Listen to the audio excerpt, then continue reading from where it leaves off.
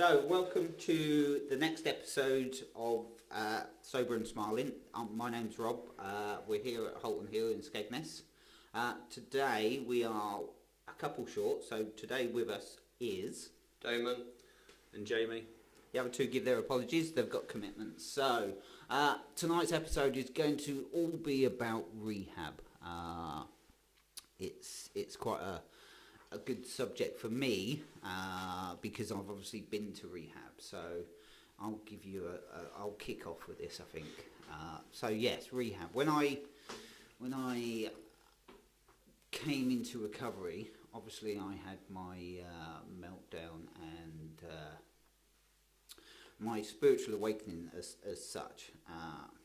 And the only way I could see forward for me, because my addictions for me was like all consuming. I couldn't go, I mean you'll hear this a lot, but I couldn't go an hour, a minute without a drink, or thinking about a drink, or thinking about a substance.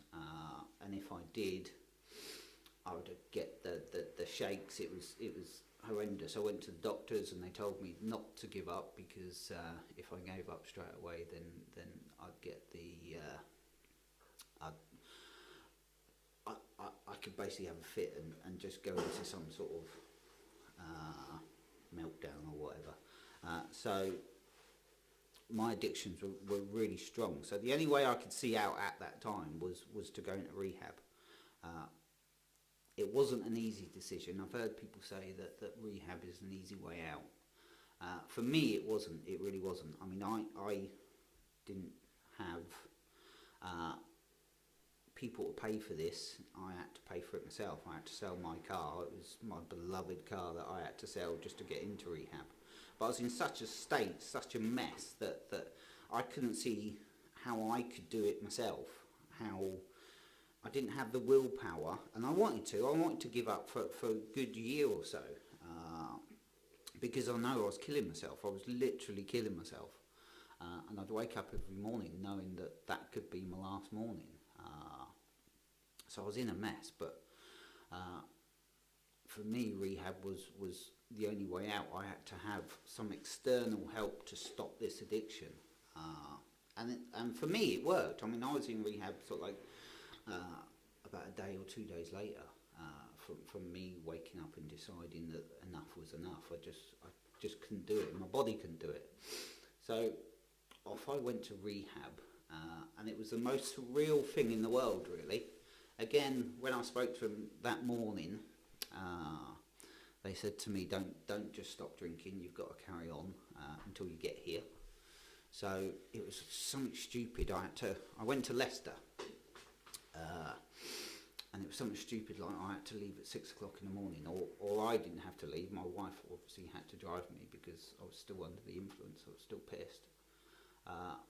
And it was that bad for me that I had to actually at 7 o'clock in the morning stop and ask my wife to stop at some convenience store so I could literally get a drink, because I couldn't go the 2 hours it took to get to Leicester.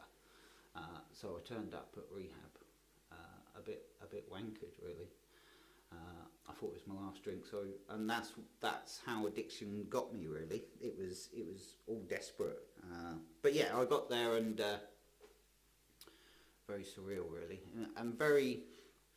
It brought me to my knees, because I thought I've heard about rehab obviously in the news and stuff, and I thought I was going to what could be like a health spa. I've heard obviously of the Priory and stuff like that, which is just like bloody health spa, isn't it? It's just like saunas and your own chefs and all this sort of stuff. Far from it. Yeah, I felt that way. It is totally far from it. For me, it's I ended up in the middle of Leicester, in some rundown. We got to the place where I was going to sleep, and it was just like a house. It was like a 4-bedroom house, sort of like semi-detached house down this row of like what looks like council houses and stuff. And there's about 20 people in there. We're all sleeping in the same house, and you've all got a bed.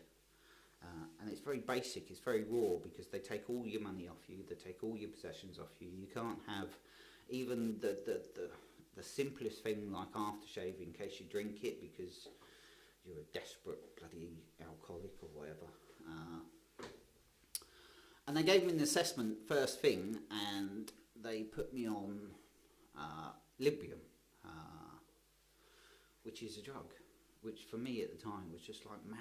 It's just like, I'm an alcoholic and an addict. I'm suffering from addiction, and you put me on a pill.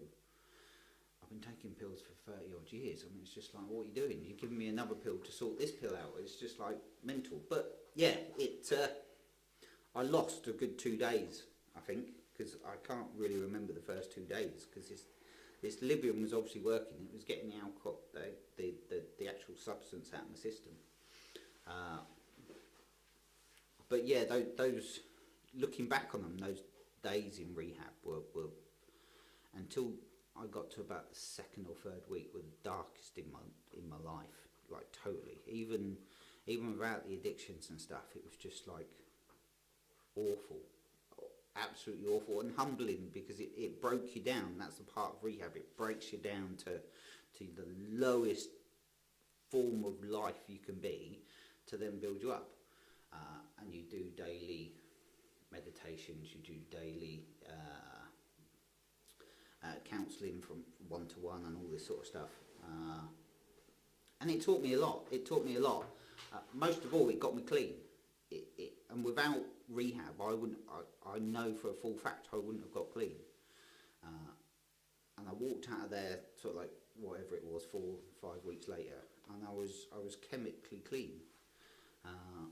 And it also introduced me to meetings, to AA, and we had to go to a meeting every single day or every single night. So it was either AA, CA or NA. Because I've heard of them, but I'd never even been to any of them before that.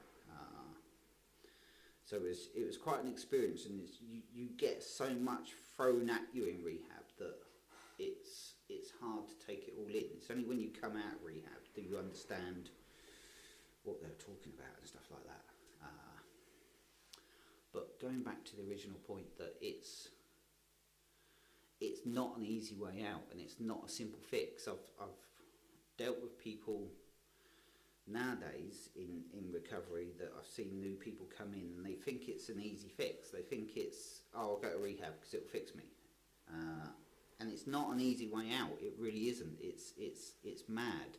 And it's not even, if you look at the stats, it's not even that good a recovery system. Successful. It's not at all. It's about 5%, I think. Yeah, I mean, I went in and we had a group, and there was like 20 of us, and then people would come in and out of those 20. And out of those 20, after 8 years, there's 2 of us left. There's 2 of us that are sober or clean. Or alive, because a lot of them are dead. And even my counsellor, one of the counsellors that was like 40 years clean, he failed, went back out there and committed suicide because he hated himself that much that he'd gone 40 years and then stepped back into it. So it's not, I just want to get that point across, that it's not an easy fix or a quick fix, because I know some people look at it and think it is.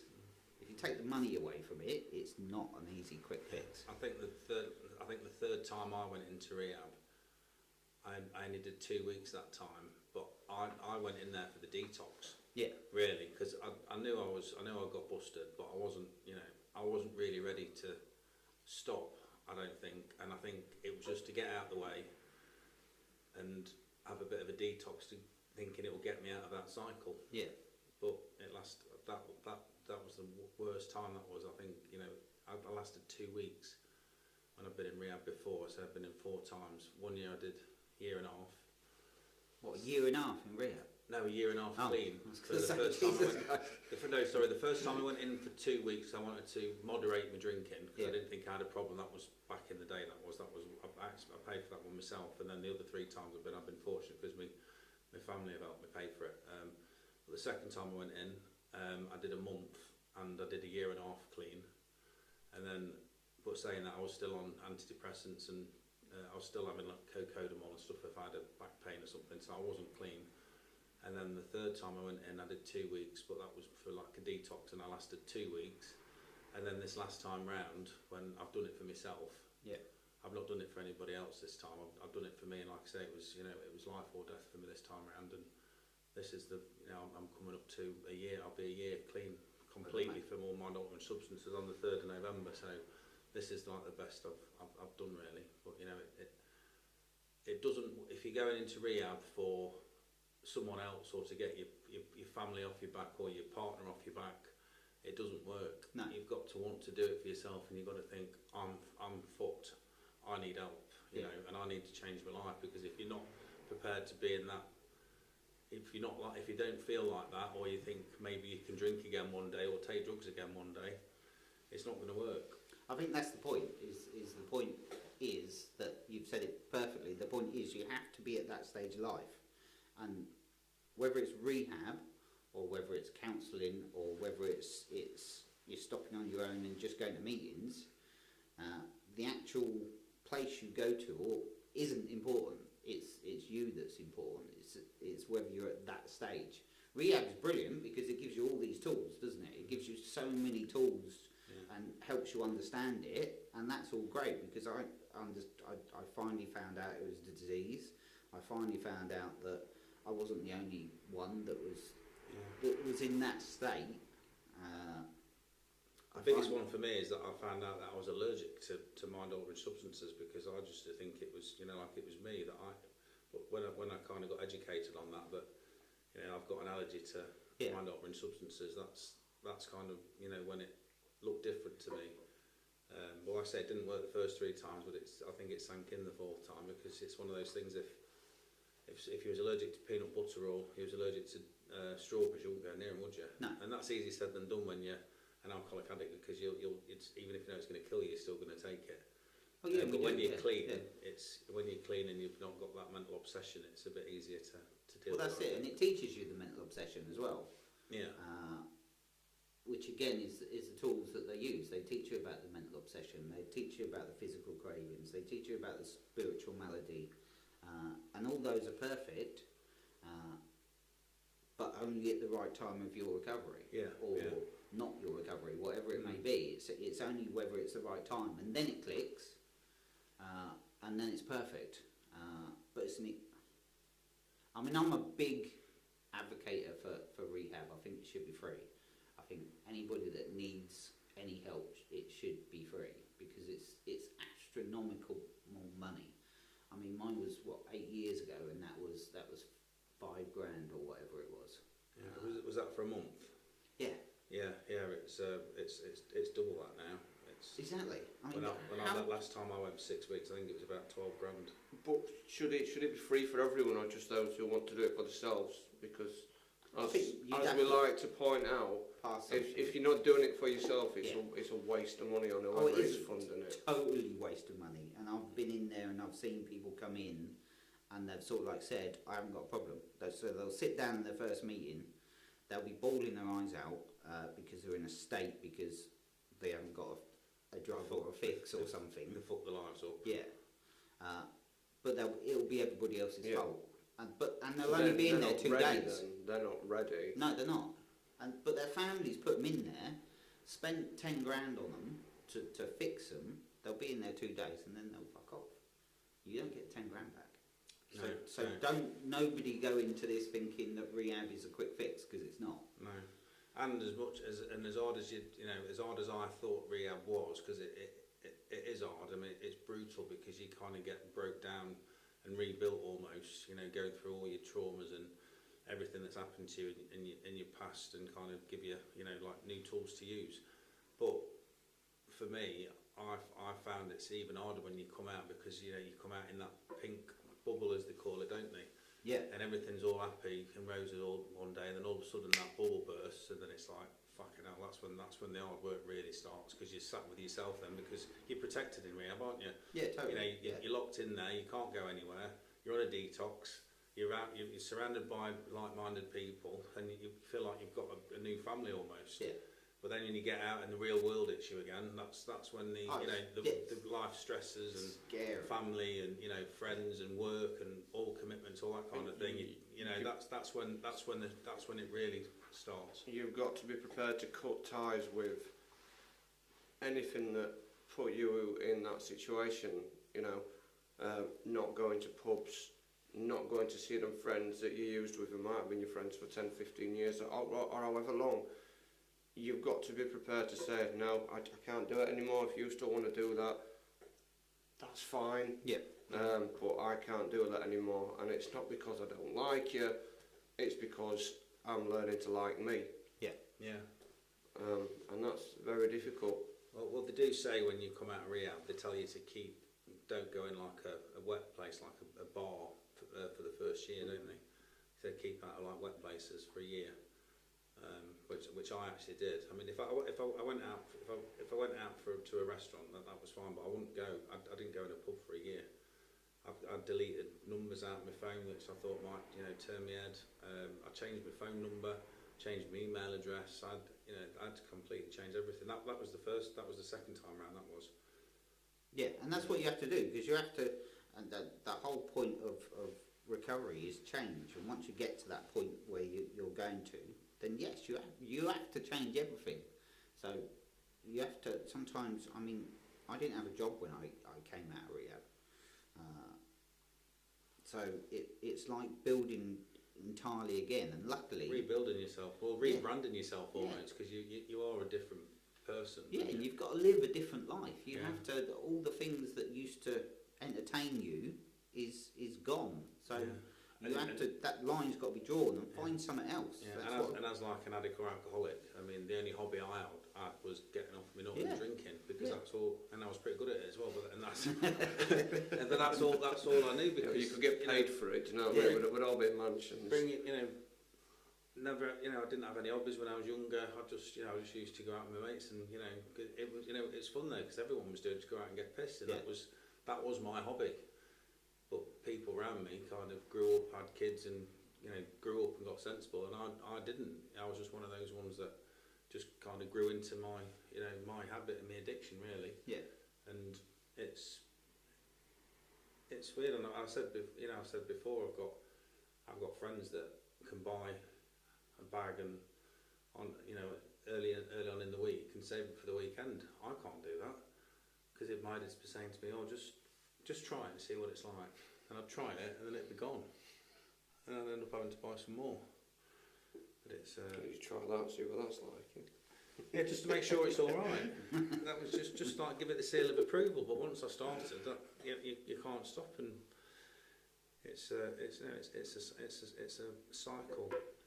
But no, rehab is. If anyone's at that stage, I would recommend anybody to go, because for me now, because addiction is a progressive disease, where my addiction's got to, I can't go and see a therapist or a counsellor or someone like what I'm doing now, because I'm too far gone. I have to be locked up, chucked in rehab, and put on a detox and taken out of society, because I physically haven't got the willpower to stop on my own. Same, yeah, totally the same. That's because it's like 24/7 from the minute I wake up till the minute I go to sleep. If I go to sleep, that is the first thing, and it's the only thing I'm bothered about doing.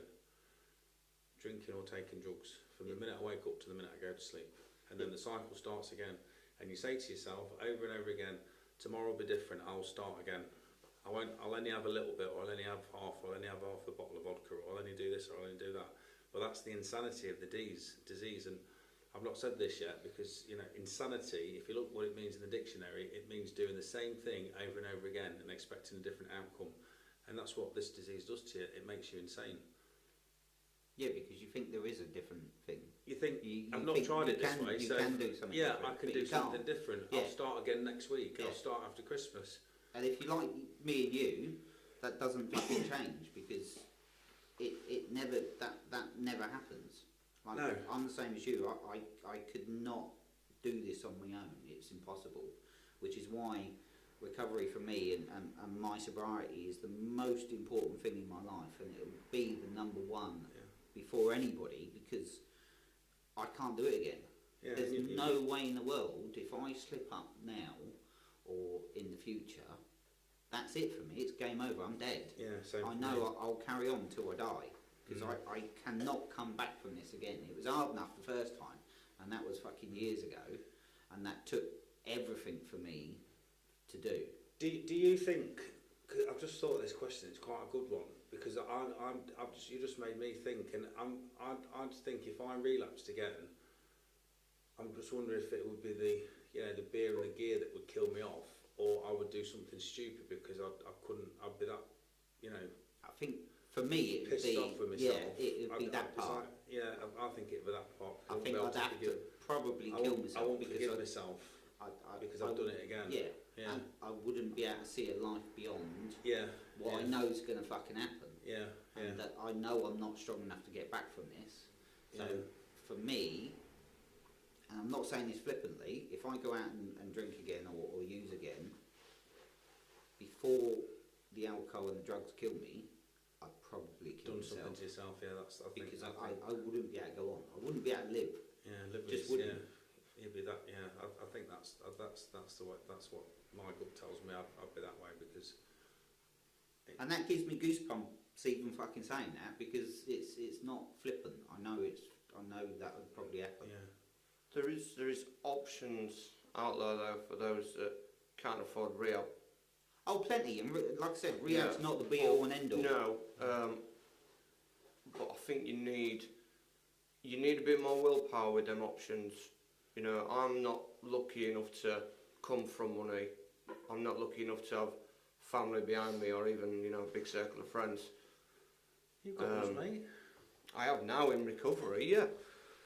But we all know addiction leads you to yourself. Yeah. Just yourself, in a room, by yourself. Whatever it is you do, and you're doing it by yourself. And I do a lot of work with Jamie at Halt and Heal. Thank you very much.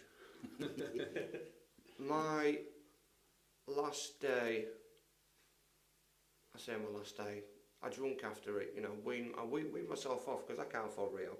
But I did have the willpower to slow it down before I came off it. My marriage ended, and I've said before, I thought I'd be in a better place because I was miserable in the marriage. Do you know what I mean? Turns out I was just a miserable bastard. Do you know what I mean? Pardon my language, I was. Never in a good place. Blamed everyone else, and I did. Do you know what I mean? Don't get me wrong. I'm sharing blame. Do you know what I mean? There's still people out there, or person out there that I think played the part. But that's not my problem anymore. Do you know what I mean? I've learned to live with that, and I'm at peace with that. But yeah, I couldn't afford rehab, and I needed a lot of willpower, and I had to be at the very, very bottom to seek help, because you don't know where you can get it when all you hear about is rehab and getting off drugs. Yeah. It's difficult to know where to look for help. You can get referrals to charities, and they don't do much. That they're getting paid, and I don't really think out of hours they're going to be much help to you. And they weren't. They claimed to be abstinence based, but you'd go there still using, and it's all right, it's fine. You know what I mean? It don't matter as long as you're not getting off your face.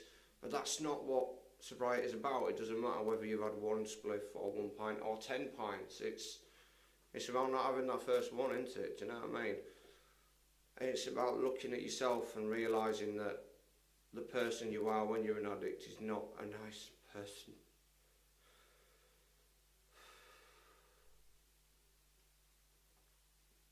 Sorry.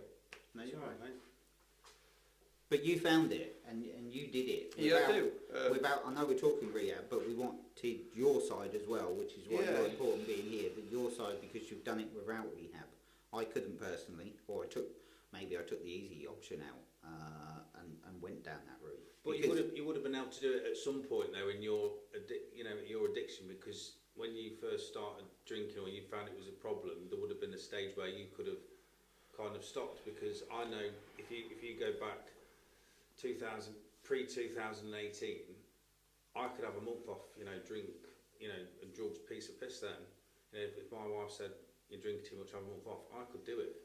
I think back then, probably. But there's a point where it kind of crosses that line when you can't stop. But I think I think it probably progressed too much. Yeah. And then it got to the point of no return, because we've all hit that point. Yeah. Well, not all of us, but you hit a point of no return in your addictions. Yeah, it's more like saying that transition from it going from a long weekend thing to more or less every sort of day, because I don't remember that transition. No. I just remember it being like weekends, but I do remember the weekends getting longer. It was Friday, Saturday, then it was Thursday, Friday, Saturday, then Thursday, Friday, Saturday, Sunday, and then the long weekend. It was Thursday, Friday, Saturday, Sunday, Monday. But that's kind of how I thought it was, and there was a couple of days off. But doing those extra couple of days, I don't remember adding the Tuesday and the Wednesday in. It was just there, and that's when I don't fucking remember much about anything really. I've got to admit, my whole, I know this is going a bit off topic, but my whole sort of like history, my whole, not childhood, but my 20s and 30s is a fucking blur. And honestly, that's the only thing I think most addicts remember when they try and get help is that point where they needed the help. Yeah. There is no good times anymore.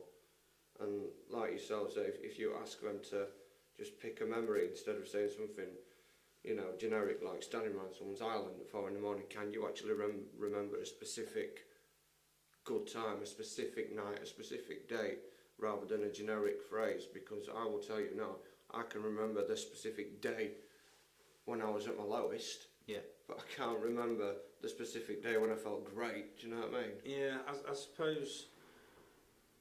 If I look back, my teens, my 20s and my 30s, when generally like really, really good times, a lot of it was I was socialising, I was the life and soul of the party, which I thought that was what it was about, and that was I've got loads of good memories from then. But it was kind of when I hit 40 that it all started to go a bit tits up. It was that was when it got old. That was when it really got old of me. And so 2018. It's been like the last more or less when I turned 40. That's when it got bad. But I was reading something the other day, and it says about the drinking. It says because I used to do hair of the dog quite a lot, but it says that's like the first kind of signs of it, becoming a problem. Yeah, the hair of the dog. But I used to love hair of the dog. I did. So I remember my first hair of the dog. I remember that, and that is the biggest. That's one of the stepping stones of progression for me. But if I look back now, I don't. And look at the good times, because my brain will tell me there's so many fucking good times that I had back then. If I look properly, then I've forgotten the fucking mornings after. Because I always suffered the morning after, or I always suffered with consequences. My brain will tell me I had a ball, I had a laugh, I had a great time, but it won't remember the consequences after, the consequences of me lying, the consequences of me being in the police cell, the consequences of me with another woman, all those different, the money, the lying, the everything, it won't remember those consequences, because it wants me to have this nice little pink fluffy fucking view on life, and it wasn't. It was all shit. Like my whole drinking career was shit. Yeah, it's weird, because if I get like a using thought, which is very, very, very rare now, it's always anything that I think about. It's always pre-40s, 20s, 30s, when I was in mid prime sort of thing. That's all I go back to.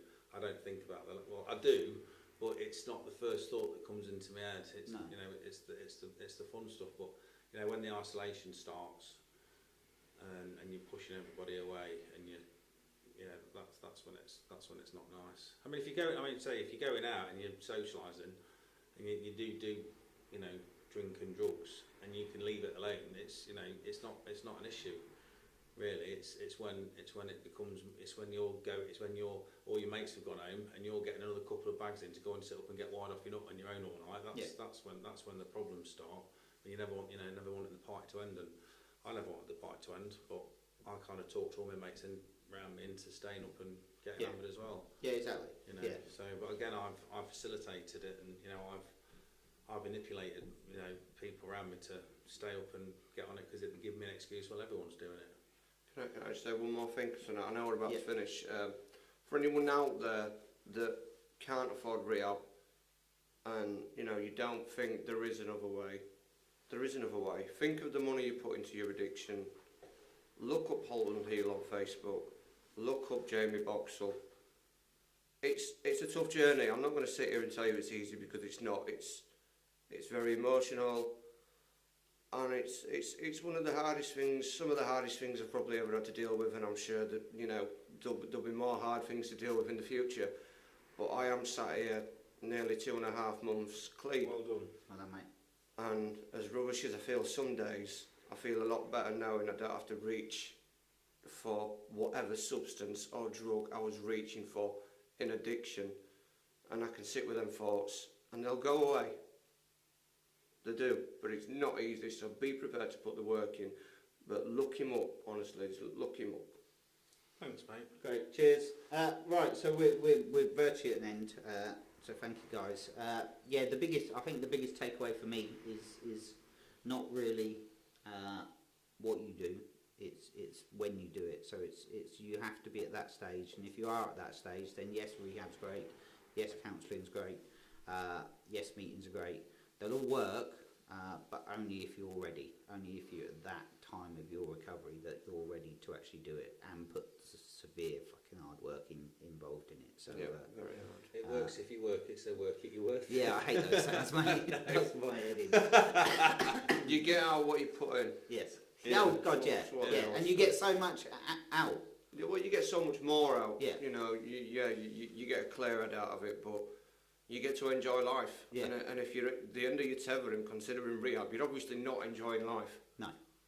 No, you're not at all. You're not. I mean, the last. I mean, I know we're going way over time, but the last few days or the last few years or whatever of my life in addiction was some of the lowest in the world. Yeah. Any day that I have today, even the worst day I have today, is a million times better than that fucking day. But then the insanity of it wants you to still go back there when you're having a bad God, day. yeah. Because your head thinks, oh, it wasn't that bad. Yeah. I'll just have one drink. Should make you feel a bit better. Yeah, just have a drink to take the edge off or something like that. And that's the madness about exactly, it. Exactly, You will, if you're not careful, you will, if you I will don't take you back there. make this like your main priority, Yeah. then you will end up slipping up and go back to where you left off. Yeah, absolutely. So. Absolutely. So, yes, thanks, guys. We're obviously here at Holton Hill in Skegness, so come and have a visit down at Drummond Road. Thank you again for listening to our episode. We are on, I'll put it on the Spotify channel. We're also on YouTube now, so have a click and have a share, please. That would be great. Thank you very much. Thanks very much, Thank everyone. you. Goodbye.